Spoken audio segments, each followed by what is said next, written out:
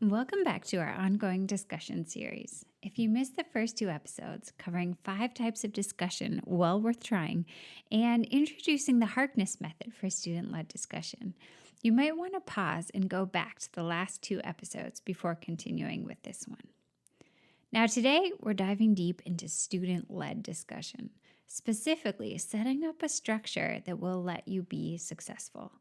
I'll be sharing both highlights from what I learned at the Exeter Humanities Institute about helping students be successful, which, by the way, I could not recommend more as a summer PD opportunity, and also what I learned personally working with 25 different classes of students as their skills with the method evolved over the course of our year together. You'll walk away from this episode ready to run your first student-led discussion, whether you choose to use the full Harkness method like I did, or create your own twist on student-led discussion. Welcome to the Spark Creativity Teacher Podcast, a podcast for English teachers looking for more creativity, more engagement, more joy, and no more scripted curriculum, lesson planning ruts, or boring book lists. I'm Betsy Potash, and I'm honored you're trusting me to help. You're not alone on this creative journey anymore. So as we talk about setting up a successful student-led discussion, I am going to talk about Harkness because, as you know, that is the mode of student-led discussion that I love. But it doesn't mean that you have to think of it in terms of Harkness. Maybe you're doing Socratic. Maybe you just think of it as student-led discussion. Maybe you have your own twist and you've named it after yourself. Whatever works for you, okay? But I'm just going to kind of describe as many elements as I can of what I think have contributed to my most successful student-led discussions over the years, and I hope that will help you out with whatever form you're using. So when it comes to Harkness, one of the core elements of the structural setup is that students need to be facing each other. Now, the original kind of philanthropic grant that made Harkness possible led to the creation of all of these big oval tables that are now called Harkness tables. And those are what are used for Harkness discussions at Exeter and at a lot of schools that can afford big oval tables. But I have never worked at a school where I had a big oval table in my classroom, and it's never felt like an obstacle at all. I've just pulled desks together or pulled tables into a giant rectangle. And if the tables are a different way the day before, then when students come in, I'm just like, hey, we're doing Harkness. Can you help me move the chairs? Can you help me move the tables? And after, one discussion, basically, that's a very quick thing that they understand. I'm trying to make it into a circle. It's just really hard to have a good student-led discussion if the desks are facing towards you. Even if you move, if everybody's sort of facing toward one focus point, then the structure of the room itself is making them feel like their contributions are not equally important to sort of the contributions of whoever is at that focus point. So part of the very nature of showing them that the class is really going to be foundationally built during these discussions on their ideas and their questions is setting up the classroom so they're looking at each other, and that there's not this sort of physical respect for only one person. So for you, again, maybe you just drag all your desks into a circle or your tables. Maybe you have to go outside and sit in the grass on a warm day. Maybe the gym. Maybe you can book like some kind of larger space at your school one day a week or whatever works for you to create this environment. All right, the next thing that I always did with every class on the first day that I was wanting to introduce Harkness is I would have the students do this beanbag story. And this is something that I learned at Exeter. All due credit to them. It's a really cool idea. I can't remember exactly how they introduced it because it was so long ago and I've done it kind of my own way since then. So maybe this is exactly how they introduced it. Maybe this is like that game of telephone where it changes over time. But the basic idea is that you bring in a beanbag. Don't bring a tennis ball or something super bouncy. And you give it to a student and you say, you're going to start to tell a story while you're holding the beanbag, and everyone else is going to listen quietly. And then you're going to throw it to another person, and they're going to pick up the story where you left off. And then they're going to throw it to another person, another person, another person. And the last person you throw it to needs to finish the story, needs to end it, bring the story home. Then there's one final step. That last person is going to throw it to another person in the room who needs to retell the whole story with help from all of us. If they forget something, it's cool. We're all there to support them. And then you start the story.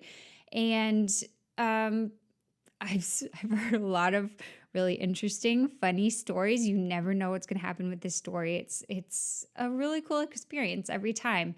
And at the end, after the last person retells the whole story with help from the class, you get the beanbag back and you say, look, this is a metaphor for our discussions in this class. Let's talk about why. And they might have ideas, or you might mostly have to sort of help them out with this. But the idea is, in telling a story as a group, they're having this really cool opportunity to build a narrative that could not exist without each and every person in the class. Like maybe Martin over there told the funniest part of the story, and maybe Michael was the one who remembered the story best at the end, and maybe Sarah was the one who had that incredible idea to have the main character turn out to really be a lizard or whatever.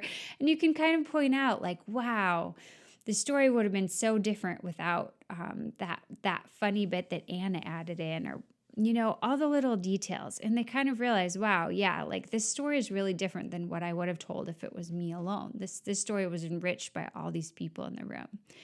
And then you also think about the fact that to continue any story, you have to have heard all the parts that came before. You have to have been listening. You have to have been respecting the telling of it. Otherwise, it's going to get to you.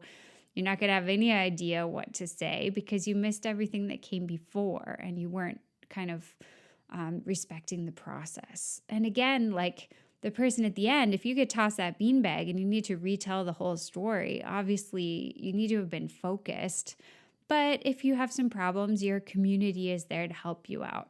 I could really go on and on about how the beanbag story is like this incredible kind of metaphor for a student-led discussion, but it's something you can do. You can draw attention to it as like a fun activity that sets the stage. And then you can kind of move on, but you can always refer back to it as your journey with student-led discussion goes on. Now, the next thing I like to do with students after we've kind of established this foundation is the chart of kind of elements of a good discussion, like an anchor chart. So you ask one student to write down a list as you all brainstorm, what makes a good discussion? You can say to them, like, think back. You've been in some terrible discussions, I bet, guys. Like, you've been in some pretty good discussions, some great discussions. What are the elements that make a discussion work? Now, they're going to generate a lot of the ideas that you would say if you just gave this as a little speech, which is great. But if they miss a couple, it's okay for you to also get in there and throw out some ideas. So they're probably going to say, like, pay attention, like, listen to your peers, do the reading, ask good questions, make text references, etc., etc. They'll say some really good ones. Now, one that every time my students don't say, that's always kind of like my wild card, is that I want them to make eye contact with other people besides me. I want them to make eye contact with each other during the discussion. And I always introduce this idea just in a funny way. I'll say like, oh, I have one. And then I'll stare really hard at only one person in the class. And I'll say like, what do you think about being in a discussion where one person is just really intensely saying something and they're just really focused and they just really stare into the eyes of somebody else. And I'll just kind of go on and on while staring really intensely at one student. And that student will get so creeped out and start laughing and like looking away and being super awkward. And then I'll look around to everybody and say like, how did you guys feel? And they'll be like, that was so weird. Why were you just staring at Tim that whole time? And Tim will be like, that was so creepy. Why were you just staring at me that whole time? And I'll say, okay, guys, like, don't just look at me during the discussion. When we're sitting in a circle having a student-led discussion, don't keep staring at the teacher and only making eye contact with the teacher. That implies that you only care about what the teacher thinks about what you're saying, and you're not really talking to everybody else in the group. And because I do it in that funny way, it kind of helps everybody to remember this. And we add it to our chart along with all of the other ideas, which is great. Another part of the Harkness method that I actually stopped using, so it's totally your call if you want to use it or not, is to have one student in any discussion be the scribe. And they are going to take notes on the whole discussion, which they will then add to like a class notebook of all the discussions. And in the end, for me, I decided like I was basically the scribe and I really wanted all the students to be taking notes. And so I just sort of stopped having a scribe. But it can be useful if you have kids that are absent a lot and you think that they would check what the scribe has done, whether it's like typed notes that you're going to put somewhere or notes in a binder in the classroom.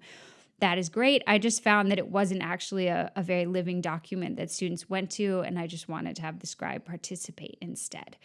But the role that I did use every time in discussion, and I absolutely think that you should use too, is the observer. Whether you're doing Harkness or some other form of discussion, I think this is like the hinge point of a successful student-led discussion. Having a student who's observing group dynamics and making some kind of a chart of those dynamics allows all of the moving forward on the process to come from student voices. And this is just so powerful.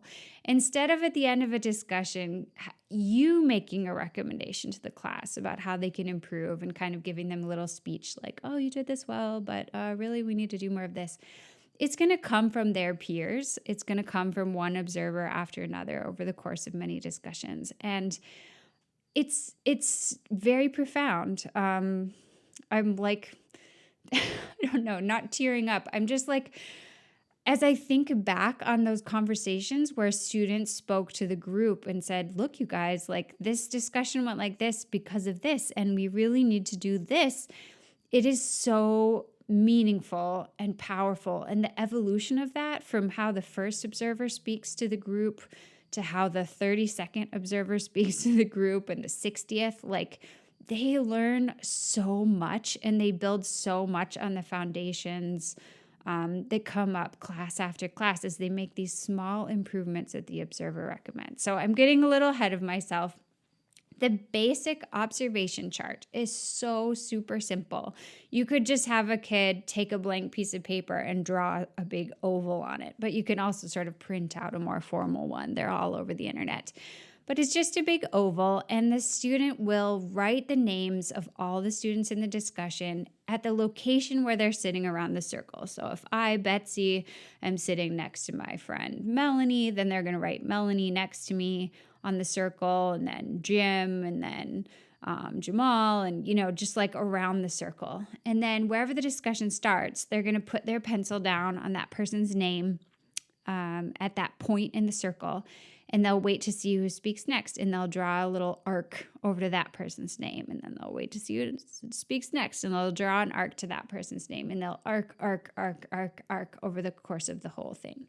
Now, it starts so simple like that, and then what you'll see is like progressively you'll be interested in charting more things. You'll add elements to the observer's chart. Maybe they'll also write question marks next to people's names who ask a question, or they'll put a little T in a circle next to their name if they make a text reference, or they'll change colors of their arcs with each new topic that comes up. So like every comment in the first point, the first sort of topic will be in green arc. And then somebody will ask a fresh question leading to a new topic, and it'll be pink arc. And that can allow them to see like how often are they changing topics? Are they going too fast? Are they not exploring with depth? There are like all these different ways to make small tweaks in the chart that will allow them to chart new things without even necessarily going to a different type of chart. But at the beginning, it's basically just arc. And at the end, you'll be amazed. Everyone will run over to the wall where the chart gets taped up by the observer when they make their final compliment and recommendation. And they'll want to see, like, who has a lot of lines coming out of their name, who has one, who made a lot of text references, whatever. They're just kind of like curious to see that chart and see a physical representation of the discussion, which is cool. So really, the observer is one of my absolute favorite parts of the whole process. And so having one is sort of a core part of your setup, in my opinion. It really makes a profound difference. The last thing I want to offer as a really core element, in my opinion, for a successful student-led discussion is to do some kind of a warm-up at the beginning, especially for students who aren't very familiar with student-led discussion. If they just walk in and you ask them to start cold and you just say like, okay, ask the first question, guys, we're starting our student-led discussion. Even if they have prepared a little bit the night before, that is asking quite a lot. I always liked to do some kind of warm up. Sometimes it was super simple, just like write down a question you had about last night's discussion, or find a favorite quotation that you feel like really demonstrated the characterization of the main character, or whatever it is. Kind of, this is your chance to start the conversation in a direction you want to go. So if there was some like vitally important thing from the 10 chapters that you're going to be covering in this discussion, go ahead and use your warm up to make sure that students talk about it at some point, because whatever you warm them up on is going to be the first thing that they talk about. So warm-ups, again, it can be like a turn and talk. It could be a small group thing. It can be some kind of art activity. It can be watch 2 minutes of a TED Talk and then write a little bit, connecting it to something from the reading. Whatever it is, it's just sort of getting them in the mode to be ready to have a conversation about something. Okay, so those are kind of the setup elements for successful student-led discussion. In my experience, you want your seating in a circle. That beanbag story provides like a really cool metaphor for the year. You want to have a chart of elements of good discussion, which you can put on the wall and refer back to.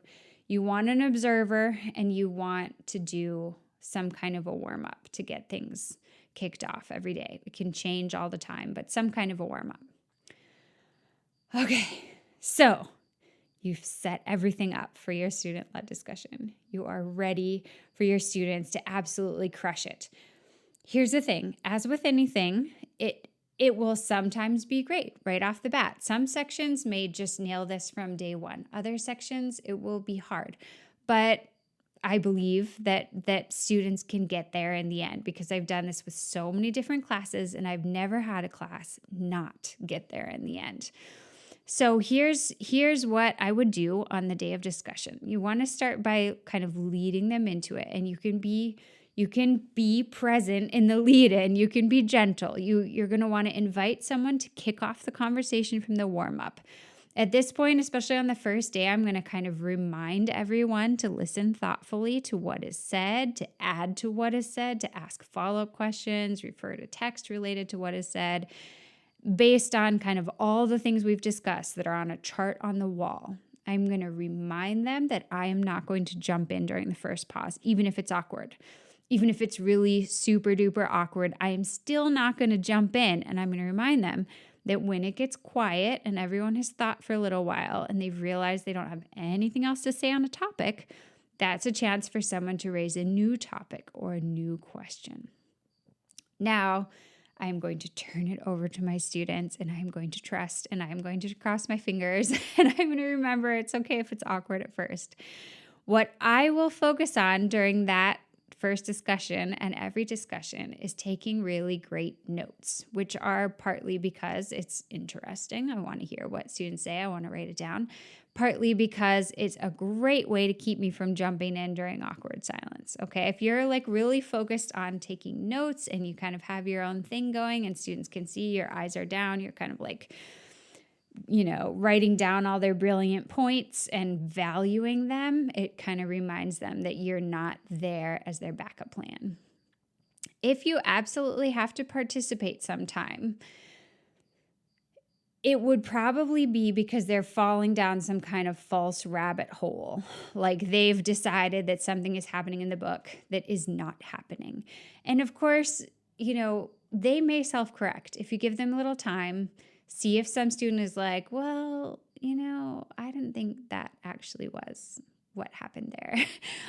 Because most of the time, someone in the class understood what happened. But if they're really deep down and they're just wrong, that might be a chance for you to come in and say like, oh, well, did you think about this? Because I kind of thought that part was about this. But you don't as much as possible, you don't want to come in and sort of be like, here comes the teacher who's right to correct your wrong discussion, because the whole idea is that like there's so much value in their ideas. But at the same time, you don't want them to like really spiral in a bad direction.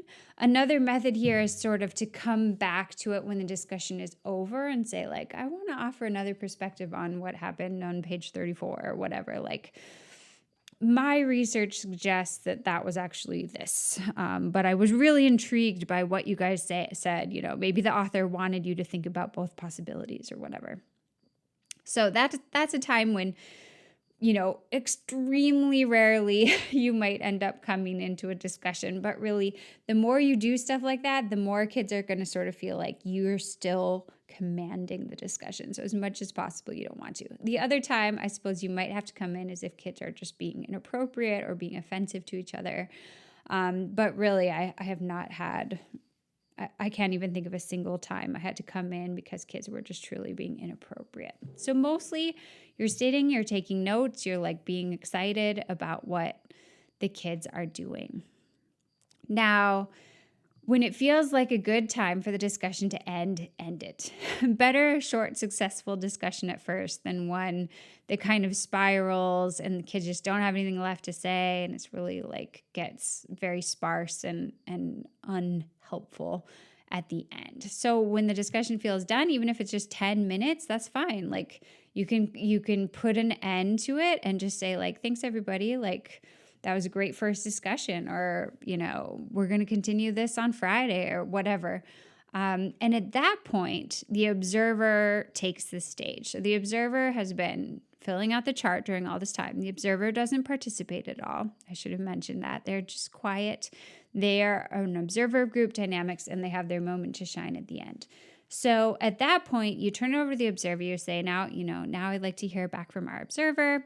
The observer is going to stand up, show the chart around to the circle, and they are going to compliment the class on something. Even if it wasn't a great discussion, there's always something positive they could say. So they need to say something positive, and then they need to make one clear recommendation for improvement. And both of these things need to be done without any specific names. And you might need to remind kids of this. In my opinion, this is really essential. What you don't want the observer to stand up and do is say like, okay, these 3 people talked way too much, and these 6 people didn't talk at all, and then like say all of their names. That is not going to generate the kind of positive directions of discussion you want. It's going to be very tempting, especially when you get more advanced and maybe there's just one kid holding out and not speaking at all. And the observer is sort of like desperately wanting to say, we did it. We all spoke in this discussion. It was like so balanced. When there's only one kid who's not talking, the temptation for the observer to be like, everyone did a great job today except Henry, is very strong. And so you have to have set the norm from the beginning that it's about the community, and it's about the community working to improve the dynamics, and it's not about Henry. And the observer can't call out Henry like that. So the observer, if they're concerned that only one person didn't speak, is going to want to give a recommendation like, that was a really great discussion. We had so much great work specifically with text. I was really impressed by our 14 text references. The one thing I really want us to work on is that we're still a little imbalanced in our discussion. And so maybe people who are speaking the most need to step back a little bit so that people who aren't finding a place for their voice have a chance to get in, or something like that. Rather than saying like, come on, Henry. Right? I'm sure you can hear the difference, and students can too. So that's really important to make that clear from the beginning to the observer. The observer is going to write their recommendation down on their chart and then go over to the wall, and maybe you kind of have different sections in the classroom where your different classes are going to tape up the observation charts. That's the way I've always done it. That's the way my husband has always done it. So there's going to be like a little sticky note that says A block, and the A block discussions are going to get taped up in rows under that sticky. And students are actually going to be able to see their own evolution of discussion by staring at those charts. And if your experience is like mine, you're going to be amazed at how often they are actually going to go over and stare at that wall and find their name on the different charts and sort of talk about what the observer charted and sort of consider, what does this mean for me? What does this mean for our class? It's pretty cool. And then the next time you have a class discussion, you can go over to the wall, look at the chart again and say, okay, guys, as we get going, let's remember Hillary's recommendation from last time. She said we should ... And that way, not only are they kind of warming up into the text for the discussion, but they're warming up into the dynamics. What are they already doing well? What do they need to work on? And there's so much power in making these small improvements day after day after day after day. It's really cool. And as time goes on, you're going to work with the observer to chart kind of more complex things. As students are doing their warm-up, you can go over to the observers, they're writing everybody's name down, and you can say like, hey, is there anything you're interested in? Is there something that you want to observe today that you feel like would be powerful to share back with the class? And I've had students propose all kinds of cool things that I had not thought of. And it's amazing. And so at first, if they can't think of anything, you can suggest the sort of simple, try putting eyes every time there's an interruption, like down here in the bottom corner. Let's see how many times we interrupt each other. Maybe that's something we need to work on. Or put different symbols for different types of questions. Put like an SQ for a surface level question. Put a DQ for a deeper question. Let's see how many SQs versus DQs we have. Or just like different things that you think of or different things that they think of. And then over time, their feedback back becomes more nuanced and complex based on the skill level improving and the type of observation changing and evolving. And it's just really this amazing process where everybody is learning about kind of what makes a discussion tick, what can they do to make it work, and it's just enthralling for me. It always has been as an educator to watch groups come together and learn how to listen to each other and learn how to draw each other out, learn how to be quieter, or learn how to be more brave with their voice. It's just, it's such a cool process. So we're going to end it there for today, but I'm going to come back on Thursday to talk about the two most common problem areas in student-led discussion. Maybe they're problem areas for you in any type of discussion. And those issues are the discussion dominator and the silent student. And there are many reasons why a student might be either of those things. And I feel so much compassion for students who are in either of those situations. And there are a lot of strategies that you can use to approach both ends of the spectrum and help them learn how to participate in a way that works for them, but that is a little bit different from where they maybe start the year and what has been reinforced for them in the past. So that's where we're going in the next episode of this discussion series coming out on Thursday, and I look forward to talking with you then. Thanks so much for joining me today to talk about how you can set students up for success with student-led discussion and also the ultra important role of the observer. I hope to see you back here on Thursday for our next installment of the discussion series. Until next time, take care of yourself and stay creative.